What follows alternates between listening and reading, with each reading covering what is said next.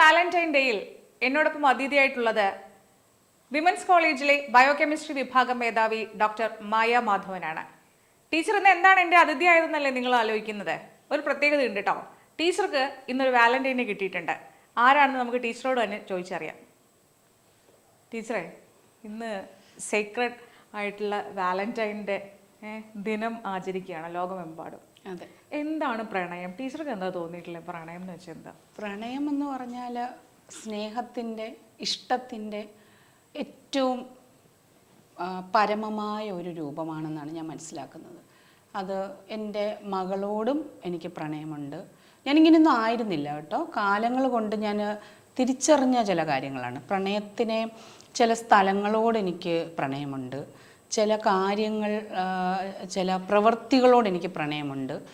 അതുതന്നെ നമുക്ക് എന്താണ് ഈ പ്രണയം എന്ന് പറയുന്നത്? ഒരു ലോങ്ങിങ് ഉണ്ടാവും അതിലേക്ക് എത്തിച്ചേരാൻ, അല്ലെങ്കിൽ വീണ്ടും വീണ്ടും ഇപ്പോൾ ഒരാളെ നമ്മുടെ ഒരു സാധാരണക്കാരൻ്റെ ഭാഷയിൽ പറഞ്ഞാൽ പ്രണയമുണ്ടാകുമ്പോൾ ആ ആളിനോട്, സ്ത്രീ ആയാലും പുരുഷനോട്, അയാളോട് മിണ്ടിക്കൊണ്ടിരിക്കാൻ തോന്നും, അയാളെ കാണാൻ തോന്നും, അയാളുടെ അടുത്തിരിക്കാൻ തോന്നും. എത്ര ഇരുന്നാലും എത്ര സംസാരിച്ചാലും നമുക്ക് മതിയാവില്ല.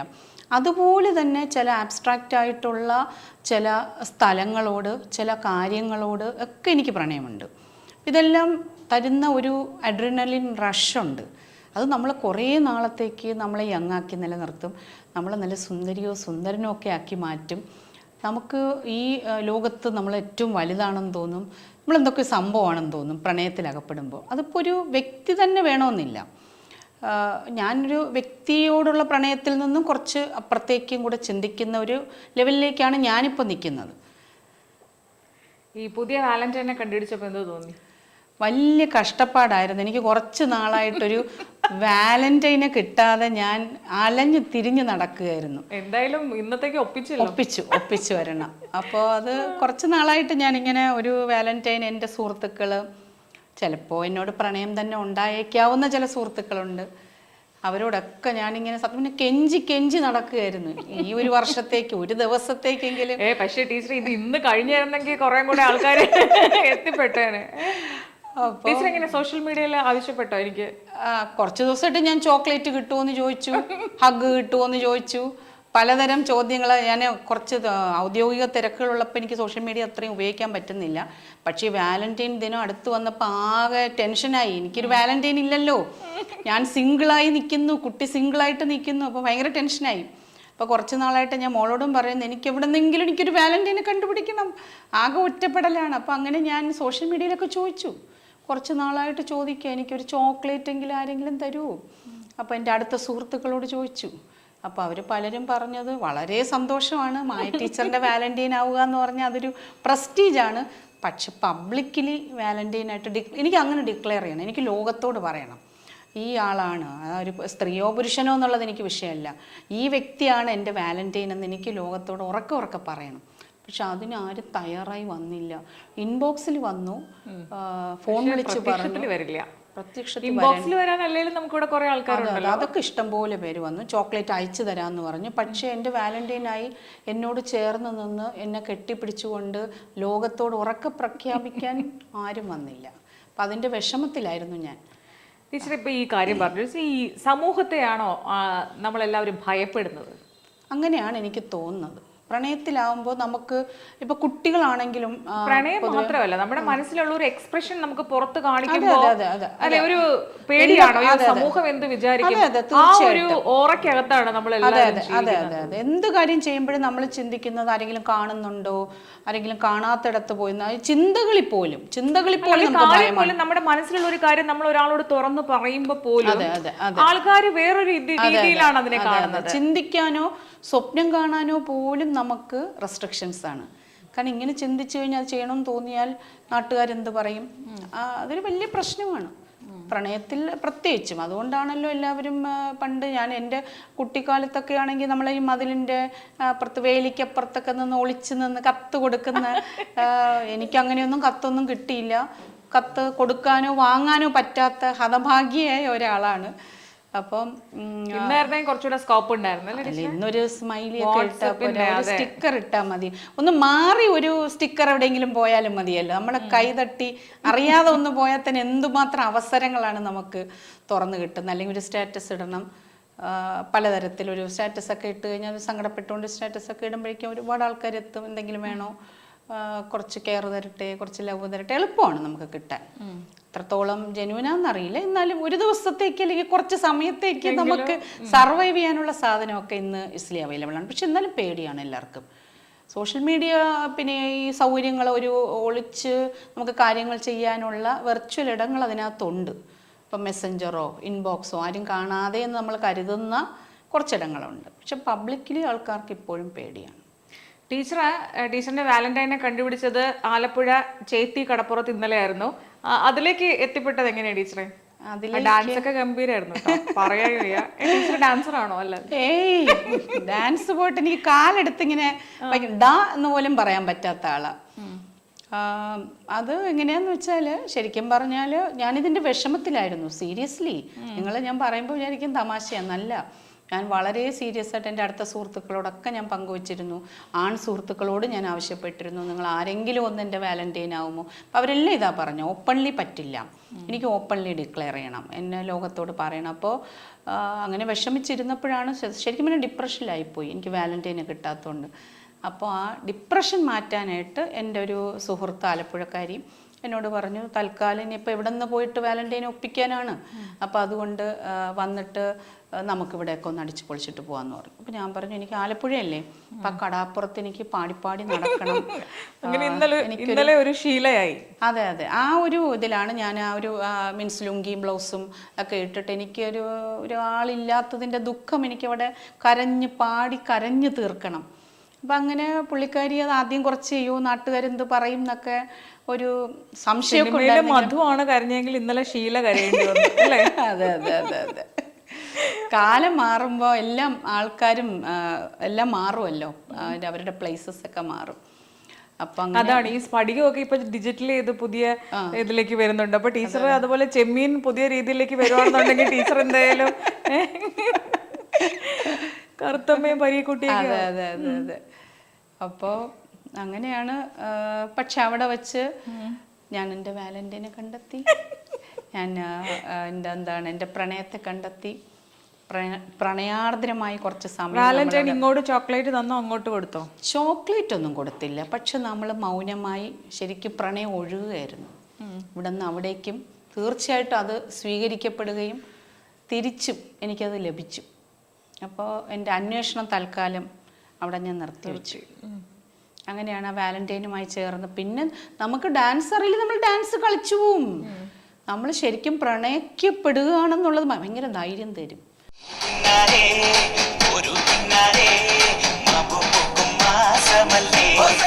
എന്തായിരുന്നു അവിടെയുള്ള ആളുകളുടെ റെസ്പോൺസ് ഒക്കെ? എന്തായിരുന്നു അവിടെ കുറച്ച് ആൾക്കാർ, അത് ശരിക്കും ഒരു ഫിഷിംഗ് ഹാർബർ ആണ്. അടി കിട്ടുമെന്ന് പേടിച്ചാ? കിട്ടുമോന്ന്. അപ്പോൾ അവർക്ക് കൂടെ കുറച്ച് സ്ത്രീകൾ ഉണ്ടായിരുന്നു. അപ്പൊ അവർക്കൊക്കെ കുറച്ച്, അവരവിടത്തുകാരാണ്, അപ്പൊ കുറച്ച് പേടിയുണ്ടായിരുന്നു. സ്വാഭാവികം.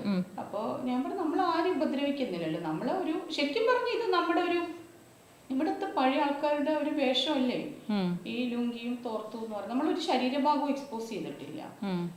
അതൊക്കെയാണ് സാധനം ആൾക്കാരെ ട്രിഗർ ചെയ്യുന്നത്. പക്ഷെ നമ്മളിപ്പോ ഇത് ഉടുത്ത്, ഞാനിപ്പം സാരി ഉടുത്ത് കോളേജിൽ പോകുന്ന, അല്ലെങ്കിൽ ചുരിദാറിട്ട് കോളേജിൽ പോകുന്ന, സാരി ഞാൻ വല്ലപ്പോഴും എടുക്കാറുള്ളൂ, അല്ലെങ്കിൽ ജീൻസും ടോപ്പും ഇട്ട് പുറത്തേക്ക് നടക്കുന്ന, ഇന്ന് ഡിഫറെൻ്റ് ആയിട്ട് നമ്മളൊരു ലുങ്കിയും തോർത്തും ബ്ലൗസും ഇട്ട് നടക്കുമ്പോൾ ഇതാണ് എൻ്റെ അമ്മ ഉടുത്തിരുന്നു എപ്പോഴും, അല്ലെങ്കിൽ എൻ്റെ അമ്മ ഉടുത്ത് ഞാൻ കണ്ടിട്ടുണ്ട്. എൻ്റെ അമ്മയുടെ സമപ്രായക്കാരായ പലരും ഇത് ഞാൻ ഉടുത്ത് വീട്ടിലെ വേഷമായിരുന്നു അവരുടെ. അന്നൊക്കെ നമുക്കിത് വളരെ നോർമലായിരുന്നു. പക്ഷെ ഇന്ന് നമ്മൾ ഈ ഒരു മാറിയല്ലോ, നമ്മുടെ ഒരു കോമൺ മാൻ്റെ ഡ്രസ്സിങ് സ്റ്റൈൽ മാറി. അപ്പോൾ ഇത് നമ്മൾ ഉടുത്തിറങ്ങുമ്പോൾ എന്തോ ഒരു നാടക ട്രൂപ്പ്, എന്താ ഇവർ ചെയ്യാൻ പോകുന്നത്, ഈ വേഷമൊക്കെ ഇട്ടത്, അത് സ്വാഭാവികമായിട്ട് അതുണ്ടാവും. അപ്പം ഞാനിത് ചെയ്യാനുള്ളൊരു കാര്യം, ഒന്ന് അത് എങ്ങനെയായിരിക്കും ജനം അതിനെ അക്സെപ്റ്റ് ചെയ്യാം, പിന്നെ ചില സമയത്തൊക്കെ എന്തെങ്കിലുമൊക്കെ ചെയ്യണമെന്ന് തോന്നിക്കഴിഞ്ഞാൽ ഒന്ന് മാറി ചിന്തിക്കണം അല്ലേ? എന്തെങ്കിലും എപ്പോഴും ഇങ്ങനെ ചെയ്തോണ്ടിരിക്കുന്നത് മാറി ചെയ്യുമ്പോൾ. പ്രത്യേകിച്ച് നമ്മളിപ്പോൾ അധ്യാപകരാണ്, പക്ഷെ എപ്പോഴും അധ്യാപികയുടെ, അല്ലെങ്കിൽ ഞാൻ എന്റെ ഡിപ്പാർട്ട്മെന്റ് ഹെഡാണ്, അപ്പൊ അതൊക്കെ ചോദിക്കും സുഹൃത്തുക്കള്, അല്ലെങ്കിൽ അല്ല എപ്പോഴും നമ്മുടെയൊക്കെ ഒരു കാഴ്ചപ്പാടെന്ന് വെച്ചാല് ടീച്ചറാണ്, അപ്പോൾ അവര് മാതൃകയായിരിക്കണം കുട്ടികൾക്ക്, അങ്ങനെയൊക്കെ ഉണ്ടല്ലോ.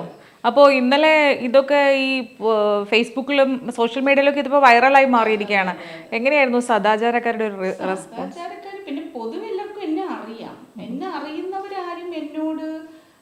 ഡയറക്റ്റായിട്ടൊന്നും പറഞ്ഞില്ല, എന്നാലും കുറച്ച് അധ്യാപകർ തന്നെ പറഞ്ഞു, HOD ആയിട്ട് ഞാൻ പറഞ്ഞു, ഞാൻ HOD എപ്പോഴും എനിക്ക് ഉറങ്ങുമ്പോഴും HOD ആവാൻ പറ്റില്ല. ഞാൻ എൻ്റെ ഔദ്യോഗിക കൃത്യനിർവഹണത്തിൽ ഒരു വീഴ്ചയും വരുത്താത്ത ആളാണ്. എൻ്റെ കുട്ടികൾക്കും പിന്നെ എന്നെ അറിയാം. കുട്ടികളുടെ റെസ്പോൺസ് എങ്ങനെയായിരുന്നു? കുട്ടികൾക്ക് വലിയ ഇഷ്ടമായി. അവര് ഇപ്പോഴും മെസ്സേജസ് അയക്കുന്നു, അവർ സ്റ്റാറ്റസ് ഇടുന്നു, അവരത് ഏറ്റെടുത്തു. കാരണം അവർക്ക് തന്നെ അറിയാം, അവർക്ക് ശരിക്കും പറഞ്ഞാൽ ഇങ്ങനത്തെ മാതൃകകളാണ് അവർ ആഗ്രഹിക്കുന്നത്. വേറൊന്നുമല്ല, അവരുടെ പഠനത്തെയോ അല്ലെങ്കിൽ അവരുടെ അധ്യയനത്തെയോ ഇത് ബാധിക്കുന്നില്ല. ഞാനിപ്പോ ക്ലാസ് എടുക്കാൻ പോകുമ്പോ ഇങ്ങനെ ഒരു വേഷം ഇട്ട് പോയാൽ ചിലപ്പോൾ അവര് ഡിസ്ട്രാക്റ്റഡ് ആവും. അവിടെ വേറൊന്നും സംഭവിക്കില്ല. എന്നും ഞാനത് എടുത്തു പോയാൽ ഒരു പ്രശ്നം ഉണ്ടാവില്ല. പക്ഷെ വല്ലപ്പോഴും കാണാതിരിക്കുമ്പോൾ ഇവരിത് നോക്കിയിരിക്കാൻ, അവർ പഠനത്തിൽ ശ്രദ്ധിക്കാതിരിക്കാനുള്ളൊരു സാധ്യതയുണ്ട്. പക്ഷെ ഇതെന്റെ ഒരു അവധി ദിവസം, ഒരു ശനിയാഴ്ച അല്ലെങ്കിൽ ഞാൻ വീട്ടിലിരുന്ന് കാണിക്കുന്നതിന് അവരൊരു തരത്തിലും ബാധിക്കുന്നില്ല. അപ്പൊ അവർക്കൊക്കെ ശരിക്കും കുട്ടികളുടെ അമ്മമാര് എനിക്ക് മെസ്സേജ് അയച്ചിരുന്നു, ടീച്ചറെ പൊളി എന്ന് പറഞ്ഞിട്ട് അമ്മമാര് മെസ്സേജ് അയച്ചു. എനിക്ക് തോന്നുന്നു പലരുടെയും മനസ്സിൽ നടക്കാതെ പോയൊരു ആഗ്രഹം അവർ ഇതിലൂടെ കണ്ട് സാറ്റിസ്ഫൈഡ് ആവുമായിരിക്കും. അതുപോലെ ചില അധ്യാപകര് ഇതുപോലെ അവർക്കിനി അവരെയും കൂട്ടി ഇതുപോലെയൊക്കെ പോയി എന്തെങ്കിലുമൊക്കെ അലമ്പുണ്ടാക്കണം എന്ന് പറഞ്ഞിട്ട് എന്നോട് ആവശ്യപ്പെട്ട ചില സ്ത്രീകളാണ്, ടീച്ചേഴ്സ് ഉണ്ട്. ടീച്ചർ അടുത്ത് പോകുമ്പോൾ ഇതൊന്നും പ്ലാൻഡ് ആയിരുന്നില്ല ശരിക്കും. പക്ഷെ ആലപ്പുഴ പോകുന്നു എന്ന് പറഞ്ഞപ്പോ ഞാൻ ഈ വിഷമത്തിൽ ഇരിക്കുകയായിരുന്നു. സീരിയസ്ലി സീരിയസ് ആണ്. എനിക്ക് അതിന്റെ സീരിയസ്നെസ് മനസ്സിലായി. ഇടയ്ക്കിടയ്ക്ക് പറയണമെന്നില്ല. ഞാൻ ഒത്തിരി ശ്രമിച്ചു, ഫേസ്ബുക്കിലൊക്കെ ഇട്ട് ഒത്തിരി ചോദിച്ചു നോക്കി. പക്ഷെ ഈ പറഞ്ഞ പോലെ എനിക്ക് ഓപ്പൺലി ഡിക്ലെയർ ചെയ്യാനായിട്ട് ഒരാളെയും കിട്ടാനില്ല. ഭയങ്കര കഷ്ടമാണത്. ഇപ്പോഴും ആരും റെഡിയല്ല ഓപ്പണായിട്ട് വരാൻ. അപ്പോൾ അങ്ങനെ ഒരു ഇതിലേക്ക് കുട്ടികളൊക്കെ വളരെ നല്ല റെസ്പോൺസ് ആയിരുന്നു. മറ്റുള്ളവർ ചിലരൊക്കെ ഇങ്ങനെ ചോദിച്ചു, HOD ആയിട്ട് ഇങ്ങനെ ചെയ്യാൻ പറ്റുമോ? അപ്പോൾ അത് ഒരു കുട്ടി അവർ തമാശക്കാണെങ്കിൽ അവർ സ്റ്റാറ്റസ് ഇട്ടു, നമ്മുടെ HOD ഇനി എന്താണ് അടുത്ത് വരുമ്പോൾ മീമി പൊരിച്ചോണ്ട് വരണം ക്ലാസ് എടുക്കാൻ വരുമ്പോൾ എന്ന് പറഞ്ഞു. അപ്പോൾ ഞാൻ തിരിച്ച് അതിനെ തന്നെ ഷെയർ ചെയ്തു. HOD ആയിപ്പോയത്, വെറും ഒരു HOD ആയിപ്പോയത് ഒരു തെറ്റാണോ ഗൈസ് എന്ന് ചോദിച്ചിട്ട്, അപ്പോൾ തെറ്റേ അല്ല എന്ന് പറഞ്ഞാണ് മറ്റു കുട്ടികളൊക്കെ അതിന് റിപ്ലൈ തന്നത്. അപ്പം അങ്ങനെ ഞാൻ പറഞ്ഞു, ഇനി അടുത്ത ക്ലാസ് എന്താണ് കട വരുമ്പോൾ മീൻ കൊണ്ടുവരണം എന്നൊക്കെ പറഞ്ഞിട്ടുണ്ട് കുട്ടികൾ. പക്ഷെ അവർ ശരിക്കും അത് എൻജോയ് ചെയ്തു, അവരെല്ലാം ഷെയർ ചെയ്തു. അവർക്ക് വളരെ സന്തോഷമായിരുന്നു. കാരണം അതൊരു എന്തുകൊണ്ടാണെന്നറിയില്ല എല്ലാവരും ഇത്രയും ഏറ്റെടുത്തത്. മേ ബി ഇത് പലർക്കും ആഗ്രഹം ഉണ്ടായിരുന്നു കാണും, അല്ലെങ്കിൽ പല അല്ല, എനിക്ക് തോന്നുന്നത് പലരും ഇതുപോലെയൊക്കെ പല കാര്യങ്ങളും മനസ്സിലിട്ട് മനനം ചെയ്യുകയും സ്വപ്നം കാണുകയും ഒക്കെ ചെയ്യുന്നുണ്ടാവും. പക്ഷെ അവർക്ക് ഒരിക്കലും അത് എക്സ്പ്രസ് ചെയ്യാനായിട്ട് ഈ പറയുന്ന സമൂഹത്തിന്റെ ചട്ടക്കൂട് അവരെ, അല്ലെങ്കിൽ കുടുംബം എന്ന് പറയുന്ന ആ ഒരു ചട്ടക്കൂട് അവരെ അതിന് അനുവദിക്കുന്നില്ല എന്നുള്ളതാണ് വാസ്തവം. അതെ അതെ അതെ. ടീച്ചർ ഇപ്പൊ ഞാൻ ചോദിക്കട്ടെ, ടീച്ചർ ഇപ്പൊ ഈ 10-30 വർഷമായിട്ട് കോളേജിലുള്ള ഒരാളാണ്. സത്യത്തിൽ പ്രണയത്തിന്റെ പൾസ് നമുക്ക് അറിയാൻ പറ്റുന്നത് കോളേജിൽ നിന്ന് തന്നെയാണ്. എങ്ങനെയാണ് ഈ കഴിഞ്ഞ കുറേ വർഷങ്ങളായിട്ട് പ്രണയത്തിന് എന്തെങ്കിലും മാറ്റം വന്നിട്ടുണ്ടോ? സമൂഹത്തിന്റെ ഒരു കാഴ്ചപ്പാടോ അല്ലെങ്കിൽ കുട്ടികൾക്കിടയിലുള്ള ഒരു കാഴ്ചപ്പാടോ ഒക്കെ എക്സ്പ്രസ് ചെയ്യുന്ന രീതിക്ക് പ്രണയം എനിക്ക് തോന്നുന്നു എന്നും ഒരു ഫീലിംഗ് തന്നെ ആയിരിക്കാം. ഓരോരുത്തരും ഓരോ രീതിയിൽ അതിനെ കാണുന്നുണ്ടെങ്കിലും പക്ഷെ നമ്മളത് കമ്മ്യൂണിക്കേറ്റ് ചെയ്യുന്നത് നമ്മുടെ ഉള്ളിലിരുന്നാൽ പോരല്ലോ, മറ്റേ ആരോടാണ് പ്രണയം തോന്നുന്നു അവരോട് കമ്മ്യൂണിക്കേറ്റ് ചെയ്യണം. ആ ഒരു കാര്യത്തിൽ എനിക്ക് തോന്നുന്നു നല്ല വ്യത്യാസം വന്നിട്ടുണ്ട്. കാരണം ഞാനിപ്പോൾ നേരത്തെ പറഞ്ഞില്ലേ, എൻ്റെയൊക്കെ സമയത്ത് ഞാനിത് എൻ്റെ മോൾ എന്നോട് ചോദിച്ചിട്ടുണ്ട്, അമ്മ ക്രഷ് ഉണ്ടായിട്ടുണ്ടോ അമ്മയ്ക്ക് ആരോടെങ്കിലും എന്ന്. അത് ഞാൻ എനിക്ക് FB-യിൽ എഴുതിയിരുന്നു. എനിക്ക് സത്യം ക്രഷ് എന്താന്ന് പോലും അറിയില്ല. 3-4 വർഷം മുമ്പാണ് അവളാണ് എന്നെ കുറേ അവരുടെയൊക്കെ ലാംഗ്വേജ് പഠിപ്പിച്ചത്. അപ്പം എനിക്ക് ക്രഷ് എന്താണെന്ന് അറിയില്ല. നമ്മുടെ പ്രായത്തിലുള്ള പലർക്ക് ഈ ക്രഷ് എന്താണെന്ന് അറിയില്ല. നമുക്ക് മാംഗോ ക്രഷ് അറിയായിരിക്കും, ഗ്രേപ്സ് ക്രഷ് ജ്യൂസ് പാർലറിൽ പോയിരുന്ന് കുടിക്കുന്നതാണ്, അല്ലാതെ ക്രഷ് അറിയില്ല. അപ്പൊ അവൾ എന്നോട് ചോദിച്ചു, അമ്മ നല്ല സുന്ദരിയായിരുന്നല്ലോ പണ്ട്, അപ്പൊ അമ്മയ്ക്ക് ആരുടെ ക്രഷ്, ആർക്കെങ്കിലും അമ്മയുടെ ക്രഷ്? അപ്പൊ അവളെ ഞാൻ ചോദിച്ചു എന്താണ് ക്രഷ്? അത് ആ ഒരു ഫീലിംഗ് ഉണ്ടല്ലോ, ഒരു ഓപ്പോസിറ്റ് സെക്സിലാളെ കാണുമ്പോൾ നമുക്ക് ബട്ടർഫ്ലൈസ് ഒക്കെ വരും, വിറയ്ക്കും മൊത്തത്തില്, ഭയങ്കര ഇമാജിനേഷൻ ആണ് ആ ഒരു ഫീലിംഗ്. ഞാൻ പറഞ്ഞു ഇന്ന് എനിക്ക് തോന്നിയിട്ടില്ല. പക്ഷെ അപ്പൊ അമ്മ നോർമൽ അല്ല, അമ്മയ്ക്ക് എന്തോ കുഴപ്പമുണ്ട്. അമ്മ ഒന്നുകൂടെ ആലോചിച്ച് നോക്കും. അപ്പൊ ഞാനിങ്ങനെ പഴയ കാലത്തേക്ക് ആലോചിച്ച് നോക്കി. അങ്ങനെ ആലോചിച്ച് നോക്കിയപ്പോൾ ഞാൻ തിരിച്ചറിഞ്ഞു എൻ്റെ ക്രഷിനെ. അതായത് എൻ്റെ ഡിഗ്രി കാലത്ത് ഞാൻ ട്യൂഷൻ പഠിച്ചിരുന്ന ട്യൂഷൻ സാറിൻ്റെ വീട്ടിൽ വരുമായിരുന്ന ഒരു പയ്യൻ. എന്താണ് ക്രഷ് തോന്നാനുണ്ടായ കാര്യമെന്ന് ഞാൻ ഇത്രയും വർഷങ്ങൾക്ക് ശേഷം ആലോചിച്ച് നോക്കിയപ്പോൾ ഞാൻ ഭയങ്കര പഠിപ്പിയായിരുന്നു. എല്ലാത്തിനും ഫസ്റ്റ് വാങ്ങുന്ന, നന്നായിട്ട് പഠിക്കുന്ന ഒരു കുട്ടിയായിരുന്നു. അപ്പോൾ അതുപോലെ പഠിക്കുന്ന മറ്റു കുട്ടികളെ ഞാൻ ഒബ്സർവ് ചെയ്യും. പക്ഷെ എനിക്ക് ഫസ്റ്റ് ആവണം, മനസ്സിലായി, ഭയങ്കര കോമ്പറ്റീറ്റീവ് ആയിരുന്നു. അപ്പോൾ ഒരു പയ്യനുണ്ടായിരുന്നു, അവൻ ചിലപ്പോൾ 1 മാർക്ക് കൂടുതൽ വാങ്ങിക്കും. അതായിരുന്നു എനിക്ക് ക്രഷ് തോന്നാനുണ്ടായ കാര്യം. അതിൽ പോയി ആകുമ്പോൾ സ്വാഭാവികമായിട്ട് 18 വയസ്സ് അല്ലെ 17 വയസ്സ് ആ സമയത്ത് എൻ്റെ റീസൺ ഇതാണ്. ഞാനൊരു സെപ്പിയോ സെക്ഷൽ ഇൻഡിവിജ്വൽ ആയിട്ടാണ് ഞാനിപ്പോൾ ഐഡൻറ്റിഫൈ ചെയ്യുന്നത്. എനിക്ക് അട്രാക്ഷൻ തോന്നുന്ന അങ്ങനെയുള്ള ആൾക്കാരോടാണ്. അപ്പോൾ അവൻ്റെ മാർക്ക് വാങ്ങുന്നു. അപ്പോൾ ഞാൻ അവൻ എന്നെ നോക്കിയിരുന്നു എന്നൊന്നും എനിക്ക് അറിഞ്ഞൂടാ. നോക്കിയിരുന്നു എന്നാണ് ഞാൻ വിശ്വസിക്കുന്നത് ഇപ്പോഴും. അവനിത് കേൾക്കുന്നുണ്ടോ എന്തോ ഇപ്പൊ? കേൾക്കുന്നുണ്ട്. അതിന് ബാക്കിയും കൂടെ ഉണ്ട്, അതും കൂടെ ഞാൻ പറഞ്ഞുതരാം. അപ്പൊ ഞാൻ ഈ ക്രഷിന്റെ എനിക്ക് ഭയങ്കര ക്രഷായിരുന്നു. പിന്നെ ഞാൻ കുറെ നാൾ കഴിഞ്ഞ് അന്വേഷിച്ചൊക്കെ നടന്നു, ഈ പുള്ളി ഇപ്പൊ എവിടെയാണ്, എവിടെയെങ്കിലും. ഇപ്പൊ ഞാനിപ്പോ സിംഗിൾ ആണല്ലോ, എങ്ങാനും പുള്ളി സിംഗിൾ ആണെങ്കിലോ നമുക്കൊന്ന് മീറ്റപ്പ് ഒക്കെ ചെയ്തെല്ലാം ഒന്ന് റെഡിയാക്കി എടുക്കാന്നൊക്കെ വിചാരിച്ചു. അങ്ങനെ കുറേ നാൾ കഴിഞ്ഞപ്പോൾ എന്നോട് മോള് പറഞ്ഞു, അമ്മ കണ്ടെത്തണം, അമ്മയുടെ പഴയ ക്രഷിനെ അമ്മ കണ്ടെത്തണം, ഫോളോ ചെയ്ത് സോഷ്യൽ മീഡിയ ഒക്കെ ഉപയോഗിച്ച് കണ്ടെത്തണം എന്ന് പറഞ്ഞു. അങ്ങനെ ഇടയ്ക്ക് എന്തോ ഏതെങ്കിലും പോസ്റ്റ് ഇടയ്ക്ക് ഇങ്ങനെ ഇടുന്നത് ചിലപ്പോൾ വൈറലാവും. ആ സമയത്ത് ഒരു കൂട്ടം ആളുകൾ നമ്മളെ പെട്ടെന്ന് തേടിയെത്തും. ആ കൂട്ടത്തിൽ ഒരു 2-3 വർഷം മുമ്പ് എൻ്റെ ക്രഷ് എൻ്റെ ഇൻബോക്സിൽ വരുന്നു. വായിക്കെന്നെ ഓർമ്മയുണ്ടോ? ഞാൻ താങ്കളെ സഭ എനിക്ക് പറയാനുള്ളത്. എനിക്ക് നല്ല ഓർമ്മയുണ്ട്, എന്തൊരു സന്തോഷം. ഞാൻ അയാൾ എവിടെയാന്ന് എനിക്ക് ഒത്തിരി സുഹൃത്തുക്കളോട് ഞാൻ അന്വേഷിച്ചു. അപ്പോൾ ഞാൻ ചോദിച്ചു, എനിക്ക് നമ്പറൊന്ന് തരുമോ? അപ്പോൾ പുള്ളി പേടിച്ച് എന്നോട് വരുന്നത്. അപ്പോൾ എനിക്കൊന്ന് സംസാരിക്കണം, നമ്പറൊന്ന് തരുമോ എന്ന് ചോദിച്ചു. അങ്ങനെ നമ്പറൊന്നൊരു രാത്രി 11:30 ആയിരുന്നു. പിറ്റേ ദിവസം ഞാൻ വിളിച്ചു. ആ ഒരു കൊട്ടാരം അങ്ങനെ അങ്ങ് തകർന്നു പോയി. പുള്ളി വിളിക്കണ്ടായിരുന്നു എനിക്ക്. യാതൊരുവിധ റൊമാൻസ് എനിക്ക് ഫീൽ ചെയ്തില്ല, ഫുൾ ക്രഷായി പോയി. അതായത് അന്നത്തെ ഒരു, ചിലപ്പോൾ അന്ന് ഞാൻ സംസാരിച്ചിട്ടില്ല, പുള്ളിയോട് സംസാരിച്ചിരുന്നില്ല, ജസ്റ്റ് ഈ പറഞ്ഞ പോലെ കാണുന്നു. കുറേ നാൾ, എനിക്കൊന്ന് 2-3 വർഷം ക്രഷ് ഉണ്ടായിരുന്നു. നമ്മൾ അങ്ങോട്ടും ഇങ്ങോട്ടും പറഞ്ഞിട്ടില്ല. പുള്ളിക്ക് എന്തായിരുന്നു ഫീലിംഗ് എന്ന് അറിയില്ല. എന്തായാലും അങ്ങനെയാണ് ആ ക്രഷ് അങ്ങ് ക്രഷായി പോയത്. അപ്പോൾ അവിടെ നിന്നാണ് ഇവിടേക്ക് എത്തുന്നത്. കാലാകാലങ്ങളിൽ ക്രഷൊക്കെ ഉണ്ടായിരുന്നു കാണും. പക്ഷേ ഇപ്പോൾ ഞാൻ എൻ്റെ യഥാർത്ഥ പ്രണയത്തെ തിരിച്ചറിഞ്ഞു. ആ ഫോട്ടോകളും ആ ഡാൻസും ഒക്കെയാണ് നിങ്ങൾ ഫേസ്ബുക്കിൽ കാണുന്നത്. ടീച്ചർ, ഈ നമ്മൾ ഈ പാറശാലയിൽ ഇപ്പോൾ ഒരു കാര്യം കേട്ടു അല്ലേ, വിഷം കൊടുത്ത് കൊല്ലാൻ വരെ നമ്മൾ മനസ്സിനെ പ്രാപ്തമായി. അതുപോലെ തന്നെ ഇപ്പോൾ സ്നേഹിച്ചൊരു സ്ത്രീ അല്ലെങ്കിൽ ഒരു പെൺകുട്ടി അത് നിരസിച്ചാൽ ഉടനെ പെട്രോൾ ഒഴിച്ച് കത്തിക്കുക, അതിന് സ്ഥലമില്ല, ഒന്നുമില്ല, പ്ലാൻ ചെയ്ത് ചെയ്യുക, കോളേജ് ഹോസ്റ്റലിൽ കയറിയിട്ട് വെടിവെച്ച് കൊല്ലുക. അപ്പോൾ ഇതൊക്കെ പ്ലാൻ ചെയ്താണ് ഇവർ ചെയ്യുന്നത്. അതിന് വേണ്ടിയിട്ടുള്ള സജ്ജീകരണങ്ങൾ ഒരുക്കുക, സംവിധാനങ്ങൾ ഒരുക്കി കൊണ്ടുവരിക. അപ്പോൾ ഇത്രയും പ്ലാൻ ചെയ്ത് നമ്മളെ എങ്ങനെയാണ് ഈ കുട്ടികൾക്കൊക്കെ ഇങ്ങനെ ഇതിനെ കഴിയുന്നത്? കാരണം നേരത്തെ ഉള്ള കാലത്തും ഇതുപോലെ തന്നെ പ്രണയിച്ചവരുണ്ടാവും, പ്രണയ നൈരാശ്യങ്ങൾ ഉണ്ടായവരുണ്ടാവും, തേച്ചൊട്ടിച്ച് പോയവരുണ്ടാവും. പക്ഷേ ആ കാലഘട്ടത്തിൽ നമ്മൾ ഇത്രയ്ക്കൊരു അക്രമവാസന കണ്ടിട്ടില്ല. എന്തുകൊണ്ടായിരിക്കാം നമ്മുടെ കുട്ടികളൊക്കെ ഇങ്ങനെ മാറി പോകുന്നത്? ഇത് ശരിക്കും അതിനകത്ത് എത്രത്തോളം പ്രണയമുണ്ടെന്നുള്ളത് എനിക്ക് സംശയമാണ്. പ്രണയിക്കുമ്പോൾ കാര്യത്തിന് വേണ്ടിയിട്ടുള്ള ഒരു അതിനകത്തൊരു ക്രിമിനൽ മൈൻഡാണ് ഞാൻ കാണുന്നത്. തീർച്ചയായിട്ടും അതിനകത്തൊരു ക്രിമിനൽ സൈക്കോളജി ഉണ്ട്. അങ്ങനെയല്ലാത്ത ഒരാൾക്കും തീർച്ചയായിട്ടും ഒരാളെ കൊല്ലാനോ അതൊന്നും പറ്റില്ല. അതൊരു ക്രൈമായിട്ട് തന്നെ നമ്മളെ കാണണം. നമ്മളതിനകത്ത് പ്രണയത്തിന്റെ എലമെന്റ് എപ്പോഴെങ്കിലും ഉണ്ടായിരുന്നു കാണും. അത് തീർച്ചയായിട്ടും അതിനകത്ത് ഒരാൾ ക്രിമിനൽ മൈൻഡുള്ള ഒരാളായിരുന്നു. അല്ലാതെ ഒരിക്കലും പ്രണയിച്ചു എന്ന് പറഞ്ഞിട്ട് പണ്ട് നമ്മൾ കണ്ടിട്ടുണ്ട്, പ്രണയിക്കും ഒരാൾ തേക്കുമ്പോൾ തീർച്ചയായിട്ടും രണ്ടുപേരും കൂടി ഒരു മ്യൂച്വൽ കൺസെന്റിൽ പിരിഞ്ഞു പോവുകയാണെങ്കിൽ ഇത് എപ്പോഴും ഒരാളായിരിക്കുമല്ലോ ഒരു റിലേഷൻഷിപ്പ് എൻഡ് ചെയ്യുന്നത്. അതൊക്കെ എന്തെങ്കിലും കാരണം കൊണ്ട് ബെറ്റർ ഒരാളെ കിട്ടുമ്പോഴോ അല്ലെങ്കിൽ വേറെ എന്തെങ്കിലും ഒരു മാരീഡ് റിലേഷൻഷിപ്പിലേക്ക് പോകും. പല കാരണങ്ങൾ കൊണ്ടാണ് നമ്മൾ ഇത് വേണ്ടാന്ന് വെക്കുന്നത്. അപ്പോൾ നമ്മുടെ ഇതിൽ സിനിമകളൊക്കെ തന്നെ ആയിട്ടുണ്ട് പലതും അല്ലേ, പ്രണയിച്ച പുരുഷന് വേണ്ടി കാത്തിരിക്കുന്ന സ്ത്രീയെ അല്ലേ, അങ്ങനെയൊക്കെയുള്ള ദേവദാസിനെ പോലെ മദ്യപിച്ചുകൊണ്ടും ഒക്കെ പ്രണയിനിയെ ഓർത്ത് കരഞ്ഞുകൊണ്ടിരിക്കുന്ന സ്ത്രീകള്, പുരുഷന്മാര്, അതുപോലെ അങ്ങോട്ടും ഇങ്ങോട്ടും നമ്മൾ കൂടുതൽ സ്ത്രീകളെയാണ് നമ്മൾ സിനിമകളിലൊക്കെ കണ്ടിരിക്കുന്നത്. പുരുഷൻ തേച്ചിട്ട് പോകും അല്ലെങ്കിൽ ഗർഭിണിയാക്കിയിട്ട് പോകും, പിന്നെ സ്ത്രീ അത് ഓർത്ത് എൻ്റെ കന്യകാത്വം കവർന്ന അല്ലെങ്കിൽ ചാരിത്രം കവർന്ന പുരുഷനെ ഓർത്ത് സ്ഥിരം വിലപിച്ചുകൊണ്ടിരിക്കുന്ന കുറേ സ്ത്രീകൾ നമ്മൾ പുരുഷന്മാരും ഉണ്ട്. പക്ഷേ എനിക്ക് തോന്നുന്നത് അന്ന് മറ്റൊരാളെ വേദനിപ്പിക്കുന്ന തലത്തിലേക്ക് നമ്മൾ മാറിയിട്ടില്ല. ഇപ്പൊ കുറേ ഇങ്ങനെ ഒരുപാട് ജനറലി ഉണ്ടായ ഒരു ചേഞ്ചിന്റെ ഭാഗം ഇന്ന് എക്സ്പോഷർ ഉണ്ട്.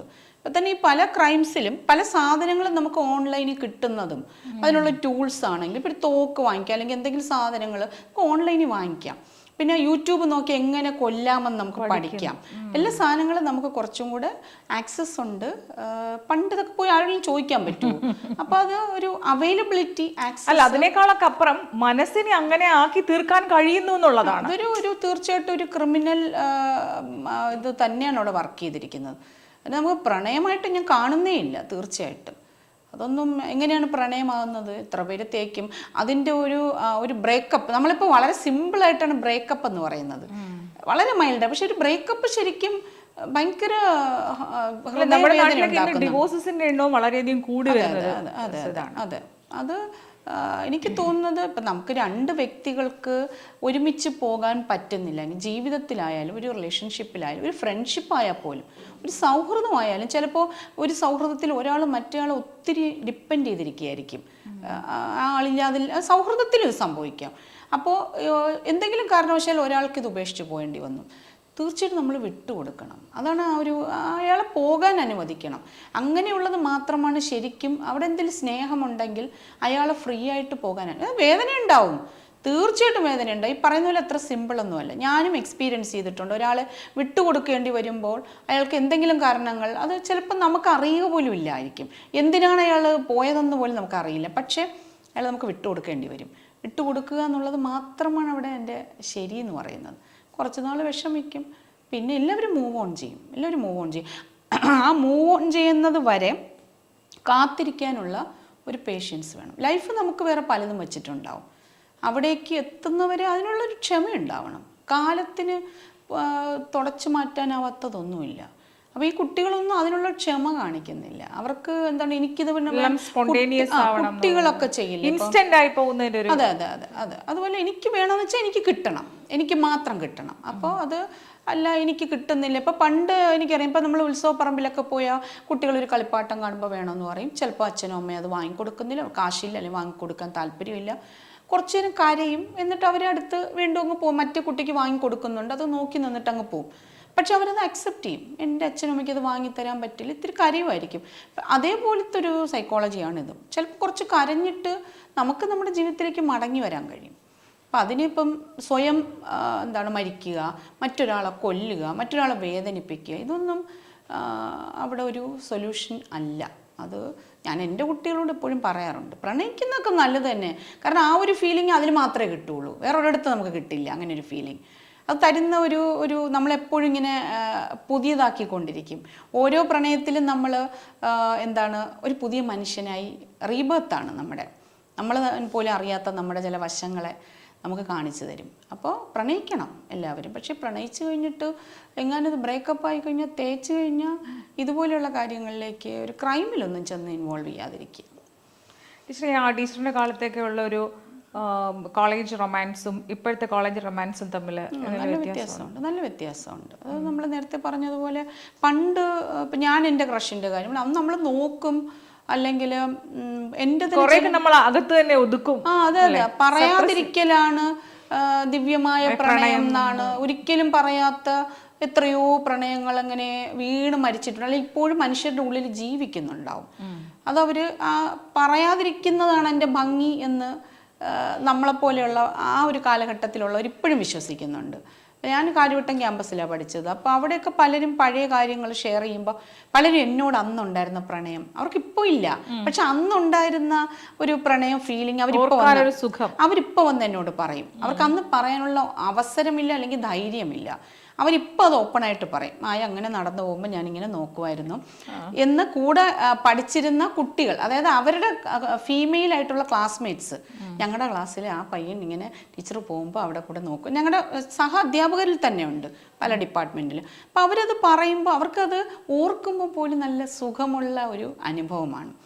ഇത്രയും ഇത്ര വർഷമായി. അത് പറഞ്ഞ പോലെ 30 വർഷത്തിന് മുമ്പുണ്ടായിരുന്ന ഒന്നുമില്ല അതിനകത്ത്, എനിക്കറിയുക പോലും ഇല്ല. പക്ഷെ ആ വ്യക്തിയുടെ ഉള്ളിൽ ഇപ്പോഴും അതൊരു നല്ല നനവുള്ള സുഖമുള്ള ഒരു അനുഭൂതിയാണ് അത് ഓർക്കുമ്പോൾ കിട്ടുന്നത്. പക്ഷെ ഇന്ന് അങ്ങനെയല്ല, കുറച്ചുകൂടെ ഫാസ്റ്റായി. ഇന്ന് നമ്മളെപ്പോലെയുള്ള നമ്മുടെ പ്രായത്തിലുള്ളവരും ഒക്കെ ഭയങ്കര ഇൻസ്റ്റൻറ്റ് പ്രണയമാണ്. മണിക്കൂറുകൾക്ക് അല്ലെങ്കിൽ പിറ്റേ ദിവസം തന്നെ ബ്രേക്കപ്പ് ആവുന്ന പ്രണയമുണ്ട്. ഡേറ്റ് ചെയ്യും, പിറ്റേ ദിവസം അതെ അതെ. അല്ല, ഇന്നിപ്പോ ഈ പ്രണയ വിവാഹങ്ങളൊക്കെ വളരെ ആർഭാടമായിട്ടൊക്കെ വീട്ടുകാരൊക്കെ വളരെ ആദ്യമൊക്കെ എതിർക്കുമെങ്കിലും പിന്നീട് വലിയ സമൂഹത്തെയൊക്കെ നോക്കി ആദർശവാദികളൊക്കെ ആവുന്നു. പക്ഷെ 1-2 മാസം കഴിയുമ്പോഴത്തേക്കും പിന്നെ അത് ബ്രേക്കപ്പ് ആയി എന്നൊരു വാർത്തയാണ് നമ്മൾ കേൾക്കുന്നത്. അപ്പം നമ്മൾ ആലോചിക്കാറുണ്ട്, ഇത്രയൊക്കെ കടുംപിടുത്തം പിടിച്ചവർ എന്തിനാണ് ഇത്രയും മത്സര ബുദ്ധിയോട് കൂടിയിട്ടൊക്കെ ഈ കല്യാണം എന്ന് പറഞ്ഞതിലേക്ക് കാലെടുത്ത് വെച്ചിട്ട് പിന്നീട് അതൊന്നും അല്ലാതെ ആയി മാറുന്ന. ജീവിതം എന്ന് പറയുന്നത് എപ്പോഴും വ്യത്യസ്തമാണ്. പ്രണയിക്കുമ്പം പലപ്പോഴും നല്ല സുഖമല്ലേ, എവിടെയെങ്കിലും പോകുന്നു, ഐസ്ക്രീം കഴിക്കുന്നു, അല്ലെങ്കിൽ സിനിമയ്ക്ക് പോകുന്നു, നമ്മൾ അന്യോന്യം നമ്മുടെ നല്ല വശങ്ങൾ നന്മ മാത്രം കണ്ട് ചിരിച്ച് കളിച്ച് നടക്കുന്നു. പക്ഷെ ജീവിതത്തിലേക്ക് ഇറങ്ങുമ്പോൾ എല്ലാം റിയാലിറ്റി വേറെയല്ലേ. അപ്പോൾ അത് അവിടെ റെസ്പോൺസിബിലിറ്റീസ് എടുക്കുക, ഷെയർ ചെയ്യുക. എന്നും അങ്ങനെ റോസാപ്പൂ കൊടുത്തുകൊണ്ടോ ചിരിച്ചുകൊണ്ടോ ഇരിക്കാൻ പറ്റില്ല. ഒരുപാട് കാര്യങ്ങൾ നമ്മുടെ 2 കുടുംബങ്ങളും കൂടെ ഇൻവോൾവ് ആണ്. അപ്പോൾ അത് ദാറ്റ് ഈസ് ഡിഫറെൻറ്റ്. അപ്പം അതിനെ അങ്ങനെ തന്നെ കാണണം. പ്രണയിച്ചത് കൊണ്ട് ജീവിതത്തിൽ, പ്രണയിക്കാത്തത് കൊണ്ട് ജീവിതത്തിൽ പരാജയമാവുമെന്നോ അല്ലെങ്കിൽ പ്രണയിച്ചത് കൊണ്ട് ജീവിതത്തിൽ വിജയിക്കണമെന്നോ ഇല്ല. പക്ഷേ ജീവിച്ച് ചിലർ പറയില്ലേ, ഞാൻ വിവാഹം കഴിച്ചതിന് ശേഷം പ്രണയിച്ചു, എൻ്റെ ഭാര്യയെ പ്രണയിച്ചു തുടങ്ങിയെന്ന്. അങ്ങനെ അത് സത്യമാണെങ്കിൽ നല്ലതാണ് ലൈഫിൽ. ഞാൻ ഈ ഇടയ്ക്ക് എൻ്റെ ചില സുഹൃത്തുക്കൾ, അപ്പോൾ നമ്മുടെ ഞാൻ സിംഗിളാണ്, ഹസ്ബൻഡ് മരിച്ചു പോയതാണ്. പക്ഷേ ചില ഫാമിലിക്കകത്ത് നിൽക്കുന്ന ചില സ്ത്രീകൾ പറയും ഭയങ്കര ബോറടിയാണ്. കുറച്ച് കഴിയുമ്പോൾ കുറേ വർഷം കഴിയുമ്പോഴേ നമ്മളെ ഒരേ മനുഷ്യരെ കണ്ടുകൊണ്ടിരിക്കുന്നു, അവരുടെ അങ്ങോട്ടും ഇങ്ങോട്ടും അവരവരുടെ ചില വീക്ക്നെസ്സുകളും അല്ലെങ്കിൽ ചില പ്രശ്നങ്ങളും ഒക്കെ എന്നും അലട്ടിക്കൊണ്ടിരിക്കും. ഇതിനോട് മാറ്റമില്ലല്ലോ, അതിന് രക്ഷപ്പെടാൻ പറ്റില്ല. പക്ഷെ അവിടെയും ഇതുപോലെ നമ്മൾ ഒന്ന് പേർപ്പസ്ഫുള്ളി ഇത്തിരി പ്രണയം നിറച്ചാൽ കുറച്ച് വീണ്ടും വീണ്ടും മുന്തിരിവള്ളികളൊക്കെ തളർക്കും. അത് ചെയ്യാവുന്നതേ ഉള്ളൂ. ഇത്തിരി പ്രണയം നമ്മൾ കരുതി നിറയ്ക്കണം. കുറച്ച് വെള്ളമൊക്കെ ഒഴിച്ചു കൊടുക്കുന്ന പോലെ ഇടയ്ക്കിടയ്ക്ക് പ്രണയം നിറയ്ക്കുക. അപ്പോൾ ജീവിതങ്ങളൊക്കെ കുറച്ചും കൂടി സുന്ദരമാവും. ആൾക്കാരുടെ ഒരു കോൺസെപ്റ്റ് എന്ന് പറയുമ്പോൾ ടീച്ചർ പറഞ്ഞ പോലെ ഒന്ന് സിംഗിൾ ആയി കഴിഞ്ഞാൽ പിന്നെ നമ്മൾ ഇങ്ങനെയുള്ള തോട്ട്സ് ഒന്നും നമ്മുടെ മനസ്സിൽ പാടില്ല. അല്ലാന്നുണ്ടെങ്കിൽ ഈ ഒരു പ്രായം കഴിഞ്ഞാൽ ഇനി എന്ത് പ്രണയം എന്നൊക്കെയാണ് നമ്മൾ പൊതുവെ നമ്മൾ പറഞ്ഞു കേട്ടിട്ടുള്ളത്. അതിപ്പം ഞാൻ ഇതിട്ടപ്പോൾ എനിക്ക് പക്ഷെ വളരെ പോസിറ്റീവായിട്ടാണ് എല്ലാവരും സപ്പോർട്ട് ചെയ്തത്. ഓപ്പൺലി അവിടെ മോശപ്പെട്ട കമൻ്റ് ഒന്നും കണ്ടില്ല. പക്ഷെ ഒരാൾ ചോദിച്ചിട്ടുണ്ട്, ഇതിനൊക്കെ ഒരു പ്രായമില്ലെന്നോ എന്തോ ഒരു കമൻ്റ് ഉണ്ട്. പൊതുവെ ആൾക്കാർ എന്നെ സപ്പോർട്ട് ചെയ്തിട്ട് അവർ പുറകെ പറയുമായിരിക്കും. ചിലർ എന്നോട് പേഴ്സണലി പറയും, ചിലർ വലിയ ധൈര്യമാണെന്ന് പറയും. പക്ഷെ അതിനകത്ത് അപ്പം അത്രയും ഒരു ധൈര്യം വേണ്ട പ്രവൃത്തിയാണെന്ന് എനിക്ക് ഇവരുടെ റെസ്പോൺസിൽ നിന്നാണ് അത് മനസ്സിലാവുന്നത്. എന്തോ അവർക്കൊക്കെ ചെയ്യാൻ പേടിയുള്ളൊരു കാര്യമാണ്. അപ്പോൾ അതിനകത്ത് ഒരാൾ കമൻ്റ് ഇട്ടിട്ടുണ്ട്, ഇതിനൊക്കെ ഒരു പ്രായമില്ലേന്ന്. ശരിക്കും പ്രായമില്ല. ഏത് പ്രായത്തിലും ഏത് പ്രായത്തിലും പ്രണയിക്കാം. മരിക്കാൻ കിടക്കുന്നവർ പ്രണയിച്ചൂടെ, ആ സമയത്തൊരു പുതിയ പ്രണയം ഉണ്ടായിക്കൂടെ. കാരണം ആ പ്രണയം എന്ന് പറയുന്നത് ആ ഒരു എന്താണ് തിരിച്ചറിയുമ്പോൾ എനിക്കൊരാളോട് പ്രണയം തോന്നും, അതേസമയം അയാൾക്കും ആ പ്രണയം ഉണ്ടെന്ന് ഞാൻ തിരിച്ചറിയുന്ന മൊമെൻറ്റിൽ നമ്മൾ ഇങ്ങനെ അപ്പൂപ്പൻ താടിയെ പോലെ അങ്ങ് പറന്നു പോവല്ലേ. അത് വേറെ ഒന്നിനും കൊണ്ടുവരാൻ കഴിയില്ല. അതുകൊണ്ട് നമ്മൾ പ്രണയിച്ചുകൊണ്ടേയിരിക്കണം. പക്ഷെ ഇതുപോലുള്ള ട്രാപ്പുകളിൽ ചെന്ന് ചാടാതിരിക്കാൻ കുട്ടികളായാലും മുതിർന്നവരുടെയും ഒത്തിരി വാർത്തകൾ നമ്മൾ ഈ ഫേസ്ബുക്കും ഒക്കെ ഒരു ചതിക്കുഴികളായിട്ട് മാറുകയാണ്. ഒത്തിരി വാർത്ത നമ്മൾ വായിക്കുന്നില്ല, എന്നിട്ട് വിളിക്കുന്നു, ഓരോടത്ത് പോകുന്നു. അപ്പോഴേക്കും ഇപ്പൊ ഏറ്റവും കൂടുതൽ കേസസ് അങ്ങനെയാണ് റിപ്പോർട്ട് ചെയ്യപ്പെടുന്നത്. ഈ ഫേസ്ബുക്കിലൂടെയുള്ള ചാറ്റ് വഴി പരിചയപ്പെടുന്നു, ഇൻസ്റ്റാഗ്രാം വഴി പരിചയപ്പെടുന്നു. അതെ, എന്തുകൊണ്ടാണ് നമ്മുടെ കുട്ടികൾ അങ്ങനെ ഒരു എടുത്തുചാട്ടത്തിലേക്ക് കുട്ടികൾ മാത്രമല്ല മുതിർന്ന ആളുകൾ പോലും ഇത്തരത്തിലുള്ള ട്രാപ്പിലൊക്കെ വീഴുന്നു. മിഡിൽ ഏജിലുള്ള സ്ത്രീകള് ഒത്തിരി നമ്മൾ കേസുകൾ കാണുന്നു. ഹണി ട്രാപ്പ് എന്നൊക്കെയുള്ള പേര് നമ്മൾ ഈ സോഷ്യൽ മീഡിയ ആക്റ്റീവ് ആയതിനു ശേഷമാണ് അതുപോലും നമ്മൾ കേട്ടു. അതിൽ പോലും വളരെ ബുദ്ധിമാന്മാരും ഉന്നത നിലവാരം പുലർത്തുന്നതുമായ ആളുകൾ തന്നെ അതിൽ വീഴുന്നു എന്നുള്ളത്. പ്രണയം എന്ന് പറയുന്നതിന് അങ്ങനെയൊന്നുമില്ല. ഇപ്പം ഈ പറഞ്ഞ പോലെ HOD ഇങ്ങനെ ചെയ്യാമോ അല്ലെങ്കിൽ വേറൊരാൾക്ക് ഇങ്ങനെ ചെയ്യാമോ എന്ന് ചോദിക്കുന്നത് പോലെ നമ്മളെല്ലാം മനുഷ്യർ തന്നെയല്ലേ. നമ്മളെല്ലാം എല്ലാ വീക്ക്നെസ്സുകളുമുള്ള എല്ലാത്തരം വികാരങ്ങളും അനുഭവിക്കാൻ ആഗ്രഹിക്കുന്ന മനുഷ്യരാണ്. അതെ, എല്ലാത്തിനും അപ്പുറം നമ്മളൊരു മനുഷ്യനാണ്, അത്രയേ ഉള്ളൂ. അപ്പം അവിടെ ഞാനൊരു സ്ത്രീ മാത്രമാണ് ശരിക്കും പറഞ്ഞാൽ. അതുപോലെ തന്നെ ഈ മനുഷ്യരും ഒക്കെ ഒരു വലിയ ഒരു ഏതെങ്കിലും പൊതുരംഗത്ത് നിൽക്കുന്ന ആളായിരിക്കാം, അല്ലെങ്കിൽ ഒരു സാഹിത്യകാരനായിരിക്കാം, അല്ലെങ്കിൽ സ്ത്രീയും ഉൾപ്പെടെ. ഈ സ്ത്രീയായാലും പുരുഷനും അവർ വെറും മനുഷ്യരാണ്. അവർക്ക് എപ്പോഴും അവരുടെ മറ്റേ കുപ്പായം അണിഞ്ഞുകൊണ്ട് നിൽക്കാൻ പറ്റുമോ? അപ്പോൾ അവർക്ക് ഈ വീക്ക്നെസ്സുകൾ കാണും. അത് ദുരുപയോഗം ചെയ്യുന്നവരുണ്ടാവാം, അങ്ങനെയും ഉണ്ടാവാം. ഇതിനെ പ്രണയത്തിന് ഒരു കച്ചവടമായിട്ട് ഉപയോഗിക്കുന്ന ആൾക്കാരുണ്ടാവാം. അപ്പം അത് നമ്മളൊന്ന് ശ്രദ്ധിക്കുക. അതുകൊണ്ട് ഒരിക്കലും പ്രണയിക്കാതിരിക്കരുത്. ടീച്ചറുടെ കാലത്തൊക്കെ ഈ പ്രണയത്തിന് ഏറ്റവും കൂടുതൽ ഉപയോഗിച്ചിരുന്ന പാട്ട് ഏതായിരുന്നു ആ സമയത്തൊക്കെ? എപ്പോഴും ഇങ്ങനെ ട്രെൻഡ് ആയിട്ട് നടക്കുന്ന ഒരു പാട്ട്. എന്നെ പണ്ട് നമ്മുടെ കാര്യവട്ടം ക്യാമ്പസിൽ രാത്രി ഒരു ആ കാലഘട്ടങ്ങളിൽ പഠിച്ചിരുന്നവർക്കറിയാം, അന്ന് ഇത്രയും ഡിപ്പാർട്ട്മെൻറ്റ്സ് ഒന്നുമില്ല. അന്ന് നമ്മുടെ ലേഡീസ് ഹോസ്റ്റലിൽ താമസിക്കുന്നവർക്ക് അവിടെ സുന്ദരി മിക്കവരും എന്തായാലും ആ കാലത്തിൽ എല്ലാവരും സുന്ദരികളാണ്, ആ പ്രായമാണല്ലോ. അപ്പോൾ ആ പ്രായത്തിൻ്റെതായ സൗന്ദര്യമുണ്ട്. സുന്ദരികളായ സ്ത്രീകൾക്ക് വേണ്ടി പുരുഷന്മാർ ഇരുട്ടിൻ്റെ മറവിൽ വന്നിട്ട് പാട്ട് ഡെഡിക്കേറ്റ് ചെയ്യും. അത് നമ്മൾ എത്ര പാട്ട് കിട്ടി, ആർക്കൊക്കെ പാട്ട് കിട്ടി, രാത്രി ന്യൂസ് കിട്ടും നമുക്ക് ഇന്ന് പാട്ടുണ്ടെന്ന്. അപ്പം എല്ലാവരും ഈ പറയുന്ന പോലെ ഇതൊന്നും താല്പര്യമില്ല എന്ന് ഭാവിക്കുന്ന എന്നെ പോലെ ഉള്ളവരുൾപ്പെടെ, ഞാൻ അങ്ങനത്തെ ഒരു കുട്ടിയായിരുന്നു. ഞാൻ ഭയങ്കര പഠിപ്പിയാ. എൻ്റെ അടുത്ത് ആരും അതുകൊണ്ടല്ലേ ആരും പറയാത്ത, അവരിപ്പം വന്ന് പറയുന്നത്. ഞാൻ ഭയങ്കര പഠിപ്പിയാ, പുസ്തകം എടുത്ത് ഇങ്ങനെ നടക്കും. ഞാൻ എല്ലാത്തിനും റാങ്ക് ഹോൾഡറുമായിരുന്നു, ഭയങ്കര പഠിപ്പിയാ. അപ്പം അതുകൊണ്ട് തന്നെ ഇവരാരും പ്രണയിക്കാൻ വന്നില്ല, അവർക്ക് അറിയാം ഇവരുടെ വേറെ ഇൻട്രസ്റ്റ് ആണ്. ഞാൻ ഉൾപ്പെടെ രാത്രി ന്യൂസ് കിട്ടുമ്പോൾ നമ്മൾ ഹോസ്റ്റലിൽ ലൈറ്റൊക്കെ അണച്ചിട്ട് നമ്മളിങ്ങനെ കാത്തിരിക്കും. അപ്പം ഈ പാടുന്നവർ ഓരോരോ വാക്കുകൾ ഇങ്ങനെ ഉപയോഗിക്കും. അപ്പം എനിക്ക് എൻ്റെ പേര് മായാമാധവനായതുകൊണ്ട് അന്നൊരു പാട്ടുണ്ടായിരുന്നു, കാർമേഘ വർണ്ണന്റെ മാറിൽ, കേട്ടിട്ടുണ്ടായിരിക്കും. അതിനകത്ത് മമ മായാമാധവൻ. ഇല്ല, എനിക്ക് പാട്ടും അറിയില്ല, ഡാൻസും അറിയില്ല. ഇപ്പൊ കളിച്ചു പോയതാണ്, പ്രണയം വന്നപ്പോഴേക്കും അങ്ങ് അറിയാതെ എന്താണ് ചുവട് വച്ചു പോയതാണ്. അതൊക്കെ പ്രണയത്തിന്റെ ഒരു ഇതിൽ ചെയ്തു പോകുന്നതാണ്. അപ്പോൾ മമ മായാമാധവനെ എന്ന് പറയുന്നതുണ്ട്. അപ്പോൾ അതിങ്ങനെ അവർ ഉറക്കെ പാടും. ആരെങ്കിലും ഒരാളായിരിക്കും പാടുന്നത്, അപ്പം ബാക്കിയുള്ളവരിങ്ങനെ ആർപ്പ് വിളിക്കും. അപ്പോഴേക്കും ഇങ്ങനെ ഒരു സംഭവം കോളേജിൽ ക്യാമ്പസിലുണ്ടായിരുന്നു. അത് പിന്നെ എന്താണ്, സുമ എന്ന് പറഞ്ഞൊരു കുട്ടിയുണ്ട്. അപ്പോൾ ആ കുട്ടിക്ക് സ്വാമിനാഥ പരിപാലയ സുമ പാടും. അങ്ങനെ ഓരോരുത്തരുടെയും അപ്പം എത്ര പ്രാവശ്യം അത് പാടി, അല്ലെങ്കിൽ ഇന്ന് ആർക്കൊക്കെ പാട്ട് കിട്ടി എന്നുള്ളതാണ്. ഇരുട്ടിലാണ് അത്, ഓർത്തോണം. മീൻസ് ഈ വെളിച്ചത്തിലല്ല. അവരേതോ ഈ പിന്നെ അവിടെ ശരിക്കും കുറുക്കന്മാരൊക്കെ ഉണ്ടായിരുന്നു, അവരൊക്കെ ഓരിയിടുന്ന അത് കേൾക്കാം. അതിനിടയിലാണ് ഇവർ അതിൻ്റെ കാടായിരുന്നു അന്ന് ടെക്നോ പാർക്കൊക്കെ ഇല്ലല്ലോ. അപ്പോൾ അത് ക്യാമ്പസ് മൊത്തം കാടായിരുന്നു. അപ്പോൾ അതിനകത്തിരുന്നിട്ട് ഇവർ ഇങ്ങനെ പാടും. അപ്പം അങ്ങനെ ആ ഒരു പാട്ട് ഞാൻ എപ്പോഴും ഓർക്കും ഞാനുമായിട്ട്. കാരണം എനിക്ക് എന്നോട് ആരൊക്കെയോ പ്രണയം എക്സ്പ്രസ് ചെയ്തിരുന്ന ഒരു സോങ് ആയിരുന്നു. നല്ലൊരു പാട്ടുമായിരുന്നു. ഏതാ? നല്ലൊരു പാട്ടുമാണല്ലോ. അതെ, നല്ല പാട്ടാണ്. അതിനകത്ത് എൻ്റെ പേര് വരുന്നത് കൊണ്ട് ആ ഭാഗം അവരൊന്ന് കുറച്ച് കയറ്റി പാടും, 1-2 പ്രാവശ്യം ഒന്ന് പാടും. അപ്പോഴേക്കും ഞാൻ ഇവിടെ ഇരുട്ടത്തിരുന്ന്, എന്നിട്ട് പിറ്റേ ദിവസം പുറത്തിറങ്ങി കഴിഞ്ഞാൽ ഭയങ്കര ഞാൻ ഉറക്കമായിരുന്നു എന്നുള്ള മട്ടില് പുറത്തേക്ക് നടന്നു പോകും. പക്ഷെ നല്ലൊരു സന്തോഷമാണ്. അപ്പൊ അത് ഞാൻ ഈ ഒരു പാട്ടിന്റെ കാര്യം പറഞ്ഞപ്പോൾ എനിക്കത് ഓർമ്മ വന്നു. എന്തായാലും ടീച്ചർ, ഇന്നത്തെ വാലന്റൈൻ ഡേയില് നമ്മളെല്ലാം കാര്യവട്ടം ക്യാമ്പസിന്റെ ഒരു 30 വർഷം മുന്നേ ഉള്ള കുറെ കാര്യങ്ങളും ഒത്തിരി പേര് ഓർക്കുന്നുണ്ടാവും. ചിലപ്പോ ഈ പാടിയ കൂവിയവരും എല്ലാം ഇത് ഓർക്കുന്നുണ്ട്. അവർക്ക് മറക്കാൻ പറ്റില്ല. കാരണം അത് ഏകദേശം ഒരു 1-2 വർഷത്തോളം ഉണ്ടായിരുന്ന ഒരു ലോങ് ടേം പരിപാടിയായിരുന്നു. വീണ്ടും വരും, അടുത്ത് വീണ്ടും പാടും. കാരണം ഈ പാട്ട് തന്നെയാണോ അവർ ആവർത്തിക്കുന്നത്? അതെ, എനിക്ക് വേണ്ടി പാടുകയാണെങ്കിൽ ഈ പാട്ടാണ് പാടുന്നത്, വേറെ ആൾക്കാർക്ക് വേണ്ടി വേറെ പാട്ട് പാടും. അപ്പൊ ഒന്നും വർക്കൗട്ട് ആവാത്തോണ്ട് ഫ്രണ്ട്സ് ഒക്കെ എന്ത് പറയും, മായ ഉറങ്ങിയിട്ടൊന്നും ഇല്ലായിരുന്നു കേട്ടോ അവിടെ കേൾക്കുന്നുണ്ടായിരുന്നു. എനിക്ക് സിംഗിൾ റൂം ആയിരുന്നു. അപ്പൊ ചിലപ്പോ ഞാൻ എന്റെ സുഹൃത്തുക്കളുടെ റൂമിൽ പോയിരിക്കും, ചിലപ്പോ എന്റെ റൂമിൽ തന്നെ ഇരുന്നായിരിക്കും കേൾക്കുന്നത്. അപ്പൊ പിറ്റേ ദിവസം വേണ്ടി പാട്ട് പാടിയോ? ഞാൻ അന്ന് കേട്ടില്ല, ഞാൻ തിരക്കില്ലായിരുന്നു. അതെ അതെ അതെ, ഞാൻ ഉറങ്ങിപ്പോയി.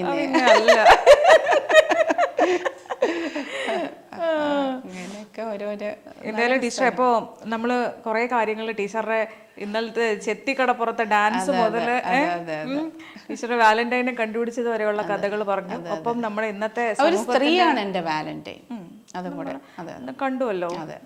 പടത്തിലും എല്ലാത്തിലും നമ്മൾ സ്ത്രീയോട് എനിക്ക് എന്ത് പ്രണയം തോന്നിയെന്നറിയോ? എനിക്കിപ്പോഴും അത് പൂർണ്ണമായിട്ടും എക്സ്പ്രസ് ചെയ്യാൻ പോലും പറ്റുന്നില്ല. എന്തൊരു സുന്ദരമായ അനുഭവമായിരുന്നു. ഞാൻ എത്ര പുരുഷന്മാരോട് ചോദിച്ചതെന്നറിയോ, പക്ഷെ അവർക്കാർക്കും തരാൻ പറ്റാത്ത ഒരു എക്സ്പീരിയൻസ് ആണ് ഈ സ്ത്രീ എനിക്ക് നൽകിയത്.